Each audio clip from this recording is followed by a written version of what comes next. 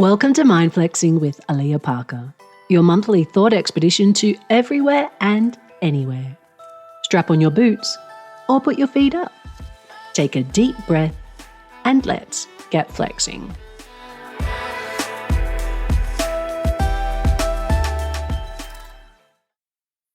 On absence and a visit to the internet's backrooms. Sometimes it's not what's in front of us that stirs the emotions. It's what's absent, like an empty chair at Christmas lunch, or a paddock without a shred of grass, just windswept dust licking the surface of the empty hills for as far as the eye can see.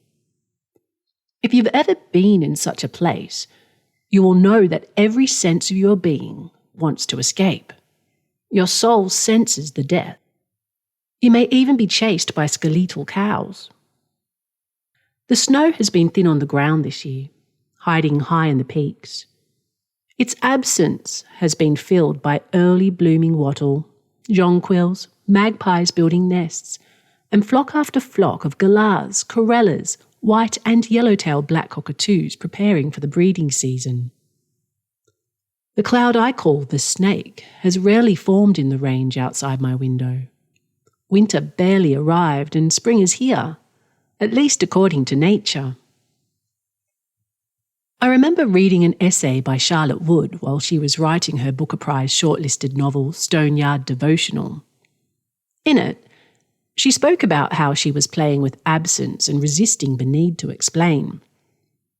If you've read this novel, you'll know that Wood withheld a great deal of information about the protagonist, and that this absence not only opened up a sense of mystery, but also forced us to hone in on the tiny details of the present. Similarly, Joan Didion, who picked through Ernest Hemingway with a fine-toothed comb, once observed that much of the power in his writing lay in what he withheld.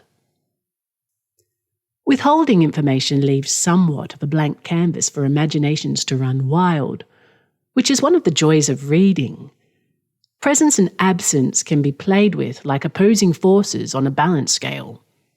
Both are equally as powerful, and if you consider it from the perspective of Jean-Paul Sartre, they are intrinsically linked in that absence, too, has a presence. We feel absence, often quite intensely, and we need absences in which to make space for the new. This came to mind recently when I was introduced to the internet's backrooms, a maze of about 600 million square miles of empty basement spaces, painted, wallpapered and carpeted in shades that vary little either side of mustard yellow. The rooms are lit by buzzing fluorescent lights, stink of old moist carpet, in each an opening that hints at the vastness of this eerie liminal cavity. The backrooms are meant to unsettle us. It's very David Lynch. And this somewhat blank mustard yellow canvas has become a ginormous communal creative act. I'm not sure what you'll find should you venture into the backrooms. It may be a one-legged pirate or a room crammed full of identical sofas. To be truthful, I got a little bored in there. As much as people tried, I didn't find anything as creepy as the very first unassuming post that introduced us to the idea. I've been thinking about why that is, and I suspect it has to do with absence. The backrooms is best when you don't know what's lurking around the corner. Anyone can engage in the backrooms, much in the same way anyone can jump on board a meme bandwagon. The backrooms is what devotees call a liminal space, where nothing makes sense and unease is the name of the game. It doesn't live at any address. You may come across it anywhere on the internet, from TikTok to YouTube. But to truly understand the backrooms, you need to venture back 7 years to the anonymous fortune post that started it all. It was born inside a paranormal thread asking users to post disquieting images that felt off. Among the images emerged the holy yellow photo copied from elsewhere on the internet, and a caption by an anonymous user, quite possibly an American writer known as August. I've been thinking about this balance between absence and presence, and I doubt the Backrooms would have lived another day without its caption. The two combined acted like a writing prompt that inspired a movement.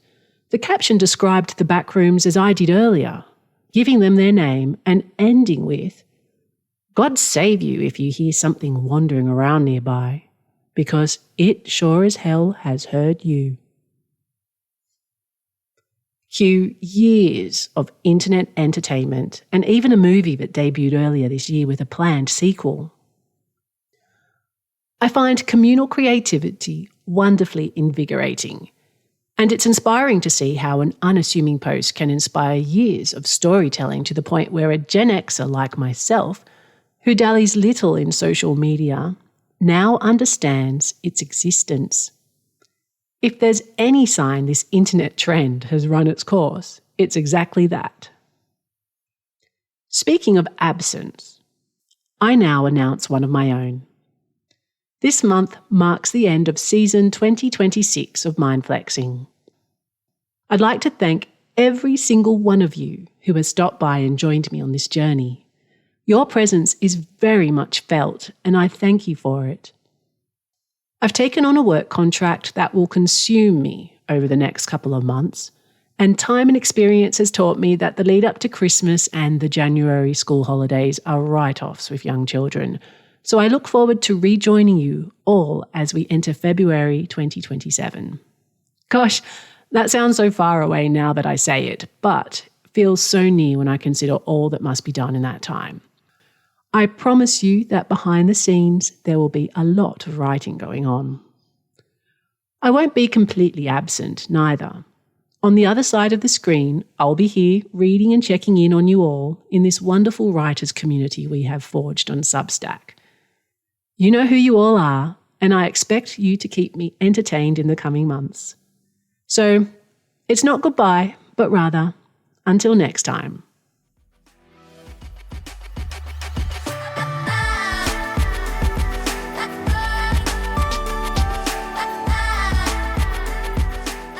Thank you for mind flexing with me. My name's Alia Parker. If you enjoyed this soundbite, please join the conversation on my page at mindflexing.com.au, which you can also find on Substack. For more of my work, click follow now on your favourite podcast app.